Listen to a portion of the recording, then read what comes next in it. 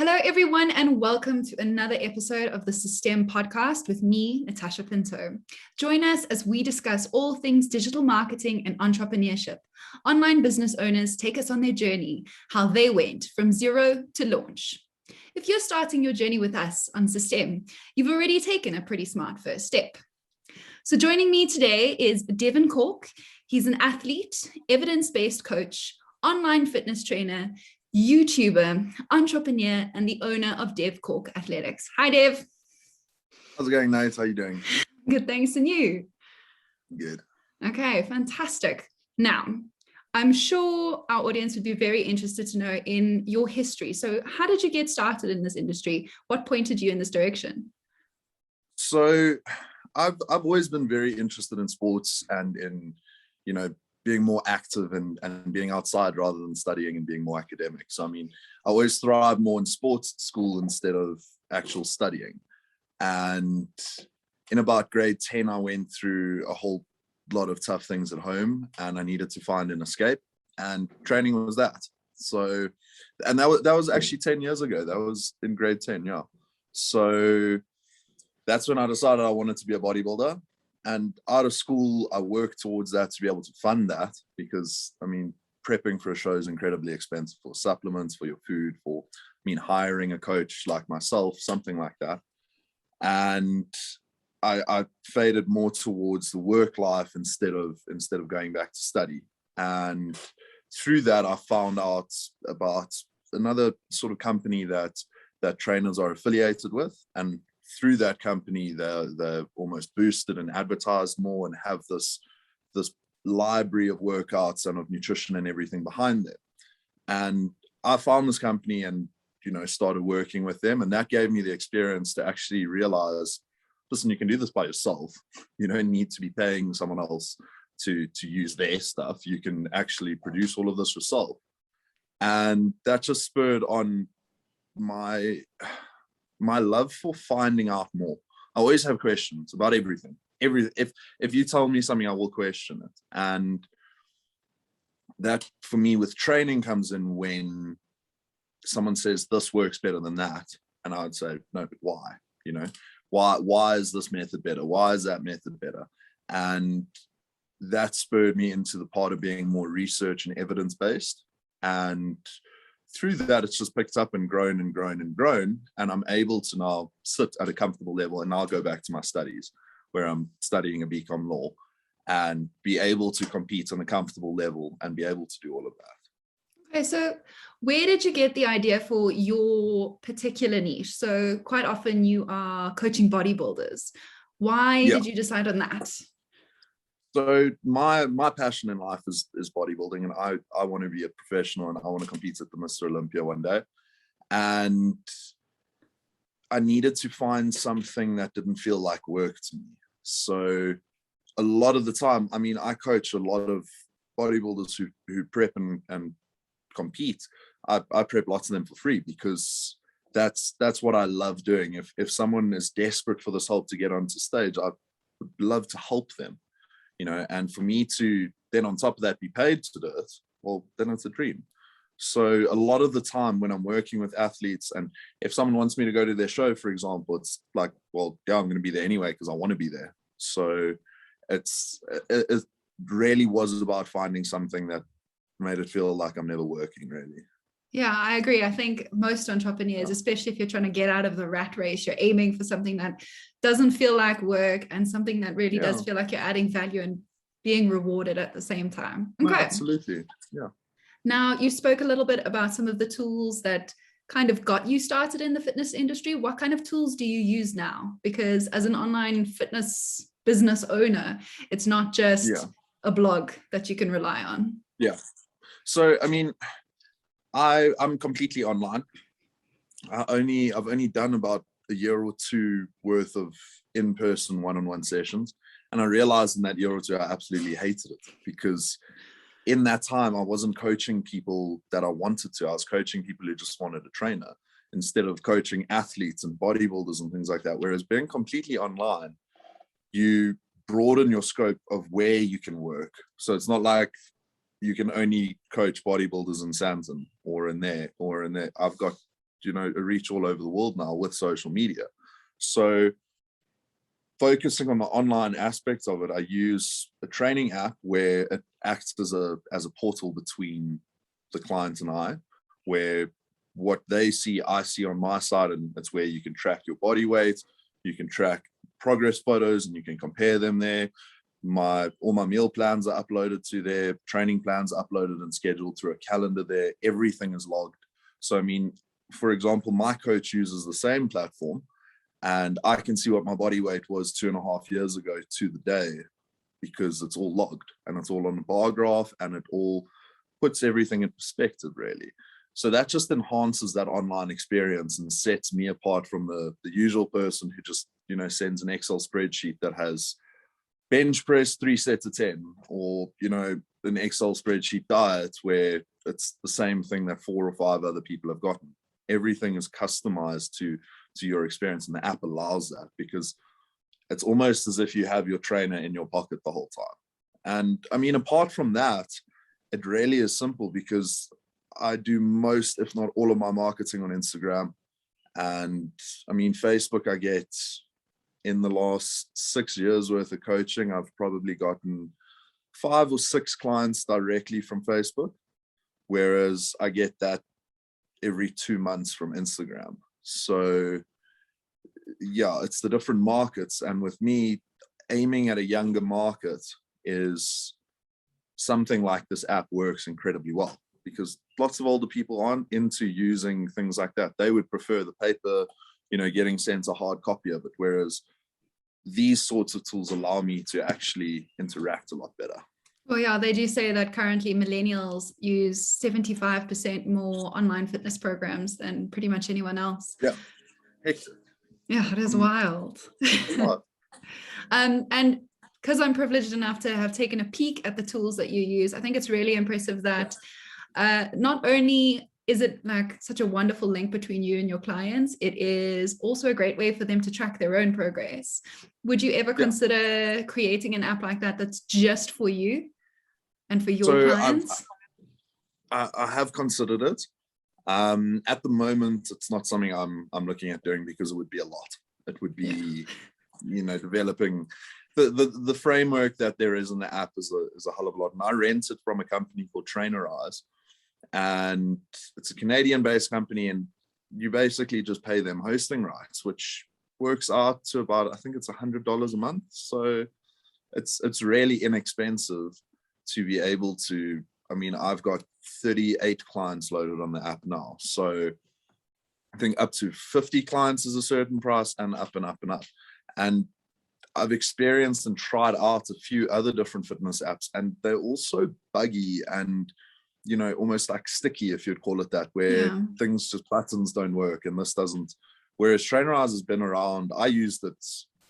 First time I used it was the first coach I had, which was in 2015. So 6 years ago was the first time I used that app, and it's just grown and grown and grown now. Yeah. Okay. And then how do you manage obstacles as an entrepreneur? What are some of the things that you face that kind of get in the way of business, and how do you get around them? So I think largely when you're being an entrepreneur, you rely on yourself and your own mental sort of drive a lot more than anyone else. You can't just rock up to work and, go through the motions and then leave. It's not like you're a lawyer who's going in and writing up the same contracts and doing this and just going through the motions. When you're an entrepreneur, you're constantly looking to grow, to, be better, to improve, to move forward. Your company's your baby. So you constantly want that to keep going. So I think a lot of the time, one of my struggles is actually being able to compartmentalize those sorts of things, where I can actually say, right, I need to focus on work for these 3-4 hours a day, and then focus on that for this, be able to split things up like that, because otherwise I'll work for 8 hours straight, and that'll take such a mental strain on me that the next 3 days will be so unproductive, and then I'll fall behind. So that's all up to me. I don't have a boss telling me how long to work, how short to work, what my deadlines are. That's all up to me. And I think being put in that position makes someone grow up a lot quicker than you'd realize, because you realize that, well, if you don't do it, you're not going to get paid. So, and it's that simple. It's not like there's a guaranteed salary at the end of the month. And it's almost an anxiety inducing sort of living experience, but at the same time, it's a lot more comfortable, because I know, for example, now during COVID, that I'm still going to get the majority of what I'm meant to be paid. Whereas someone who's working for, let's say, a big corporation, all of a sudden COVID hits and now rioting hits, all their shops are looted. They don't have any capital to pay off people, and they need to retrench a whole lot of staff. They don't have that money to, where those people not going to get a salary guaranteed. Whereas me, I've got 38 different clients who pay me. So it's unlikely that all of them at once buckle, you know? Yeah, you've kind of escaped the interesting economy that we've got going on in South Africa at the moment. Yeah. Essentially, yeah. And I think it's a blessing and a curse that you are so responsible for your business. You get direct output from your business. Like the hours you put in, you get your results, you get that return on investment almost immediately. Yeah. And it does make you the man at the bottom line, but it also means like when you take a break, you're fully aware of what you're missing out on. Yeah. No, absolutely. All right. And then a big question that comes up for all kinds of entrepreneurs is failure. Now, especially if you're starting a business, and a lot of entrepreneurs speak about the fact that their first few failed, they flunked, they didn't work, or they worked too hard for too little reward. So has there been a time where you've experienced failure, and how did you manage it? So I've never really, I wouldn't necessarily say failure as a point where I'm like, oh shit, I'm at failure, or anything like that as a destination, but rather I've realized when I'm doing things really badly and I'm about to land on my ass, basically. And it's the way I deal with that is again taking accountability and realizing that, well, if I'm not doing well, I mean, it's not like I produce a product that has to have super high demand. There's always going to be a demand for a trainer. There's always going to be a demand for a coach. So if I don't have clients, that's down to me. That's not down to the fact that there's less demand for trainers. And so I know that if I'm not getting the income I need to pay all my expenses, to cover that, or to look after myself or anything, I know that that's because I've been slacking on it. And that forces me to take the back seat and say, okay, we need to reevaluate things. We need to try a bit better. And luckily over the past, I mean, I've been completely independent as a coach, living on my own for the past 2.5 years now. And luckily in that time, I've only come close once or twice, and been able to pick myself up and be able to get back to that comfortable space, you know? Okay, no, that's amazing, especially considering you're quite a youngster. So just tell our audience how old you are so that they can see that this is quite amazing. 25, yeah, I'm 25. Be doing it all for the last 2.5 years. It's impressive. Okay, so I'm going to crunch some numbers for you so we can talk about this online fitness industry, because while it may have taken a hit because of COVID, I also think that there's been a kind of boom to it, because suddenly everyone is forced to be at home. So the global online fitness market is expected to grow from $5.5 billion US, which was 2019, to $49.17 billion in 2027. So that's an incredible, like, exponential growth in the next couple of years. And that's not surprising at all, because if you look at it from a bodybuilding perspective now, not just a health and wellness side of it, if you look at it from the actual competitor side and the actual how that's growing, there's a new division, classic physique, which is more attainable in a sense. It's smaller than the massive open guys, but now it's becoming more appealing. So obviously the big freaky mass monsters have always been the calling to these shows. I mean, who doesn't want to see 145 kilos of unadulterated muscle just standing there? So those oaks, for example, when I think prize money at the Olympia last year was $350,000 for first place.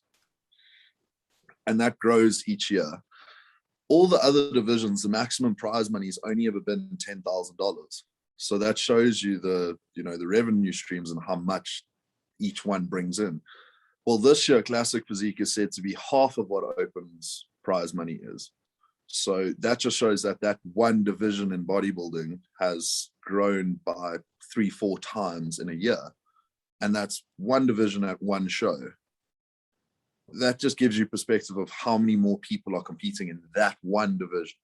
Now think of how that's growing the entire sport, and that's over the 1-2 years. Yeah, and then that entire sport is like a small niche in this bodybuilding is probably 5% of the health and wellness industry. Yeah. Right. And then on to fitness apps. So millennials use it more than any other age group, and women use it twice as much as men. So do you find that your online training programs and your online fitness coaching appeals more to women? Yeah, I've got 2/3 of my clients are women. Okay. At least 2/3 of my clients are women. And it's gone to a point where 3/4 were at a point. And I think it comes down to, there's a bit of psychology behind it, and that comes down to that men aren't willing to ask for help as much. Maybe there's that, because a lot of the time you have to very often someone comes to you asking for help, and then you have to convince them that you can help them. Like someone will come to you saying, I'm struggling to lose weight, and you say, okay, I can help you, you need to do this, and that.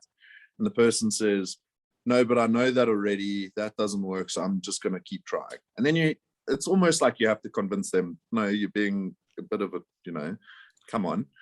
And that happens more so with guys, where they'll just bluntly say, no, leave me alone, I'm doing my own stuff. And then they'll go tell everyone how to do the wrong thing in the corner over there. So I think it comes down to that as one part of it. Another part of it is that women catch on to trends a lot quicker, I think, especially technological ones that involve almost a community feeling.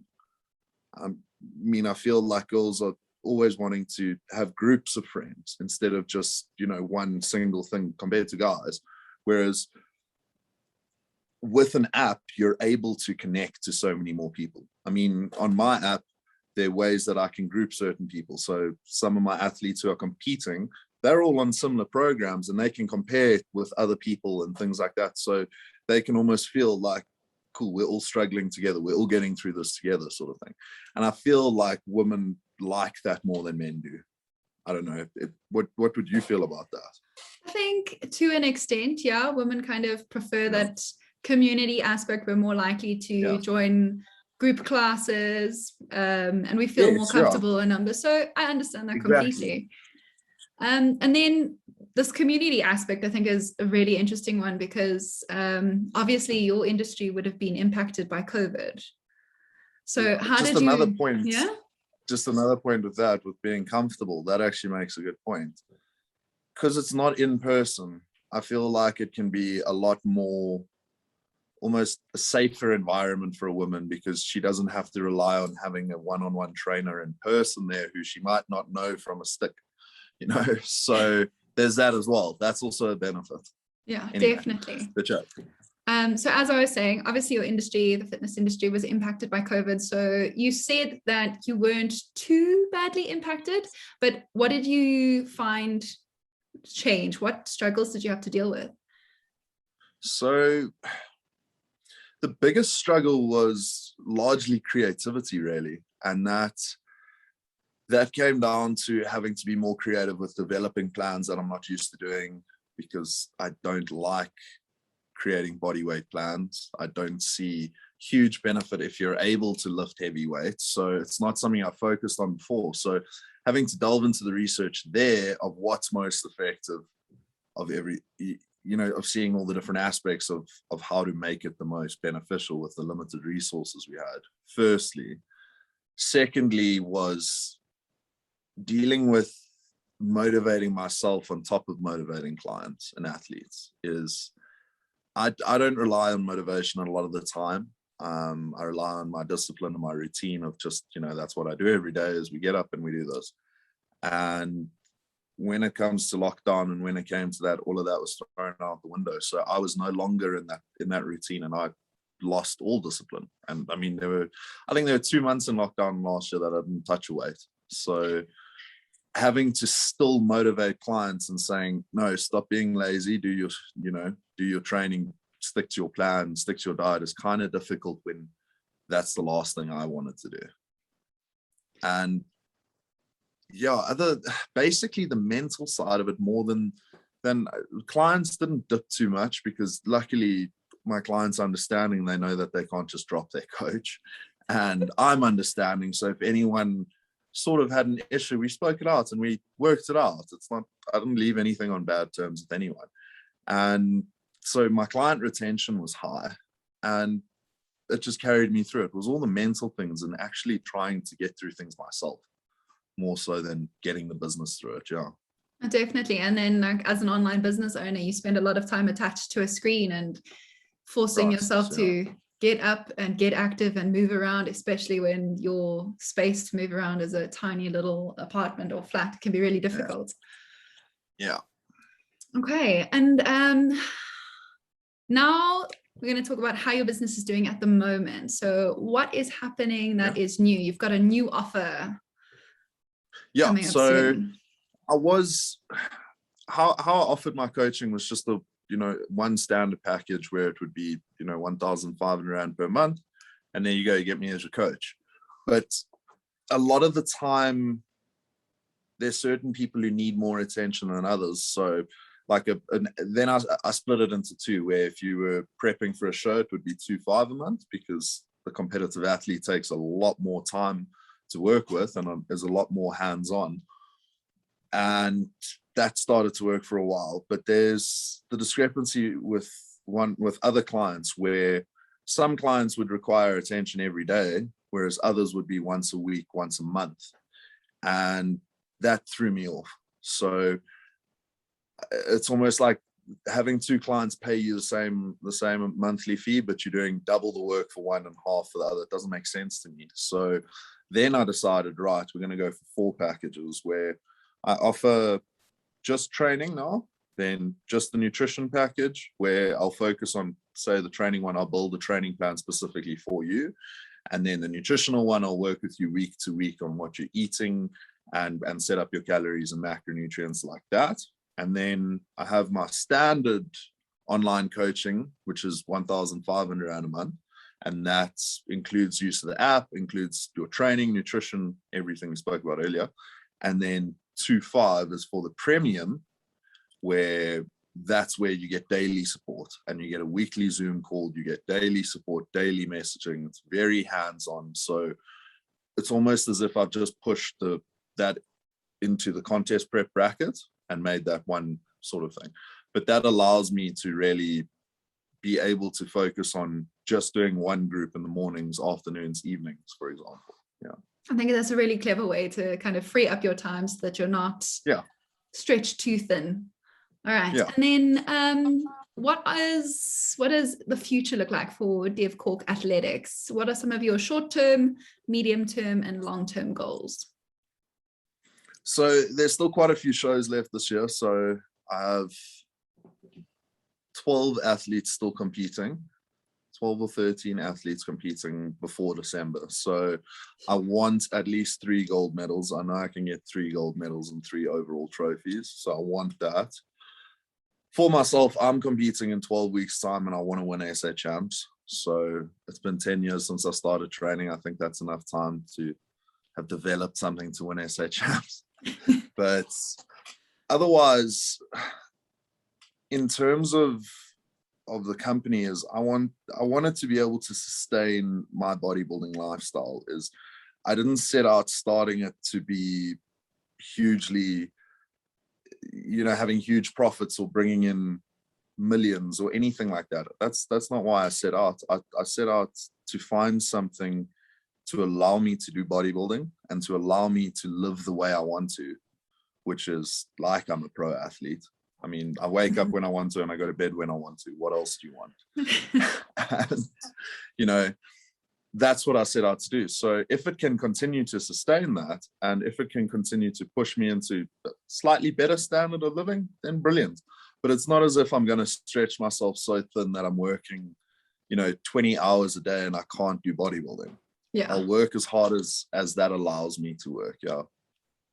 Okay. And do you have any plans for international expansion? Because I know that you are literally not chained to a country. So are you planning to? So I do.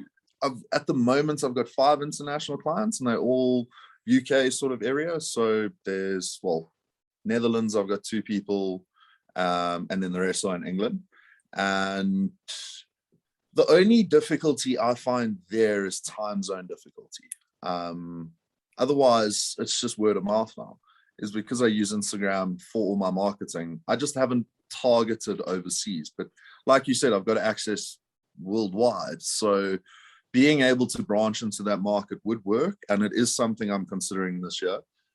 Because obviously, for example, in the States, coaches charge for their standard packages 3 times what I do for my normal one. Yeah. So being able to get into that market would be great, but I need to be miles ahead of the rest. I need something to set me apart from the rest. So that's why I'm getting this law degree. That's why I'm continuing studying with my nutrition and everything, and taking that further so that when I do pitch it almost, then it's successful. And it's not me putting tons of capital, tons of energy into something that doesn't work.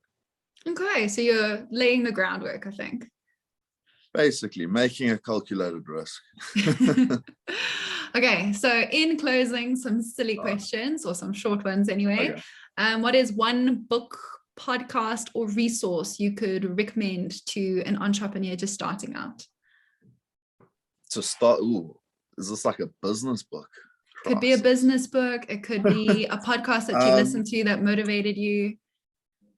So a podcast that I listen to regularly is Joe Rogan's podcast, and specifically where he interviews people like, Neil deGrasse Tyson and Elon Musk, and these hugely knowledgeable people.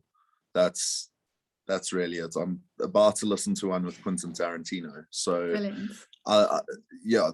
big minds. Listen to big minds, really.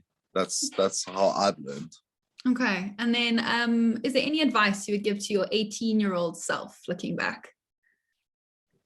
Yeah, stop talking so much and listen to what others have to say. Christ, just listen more.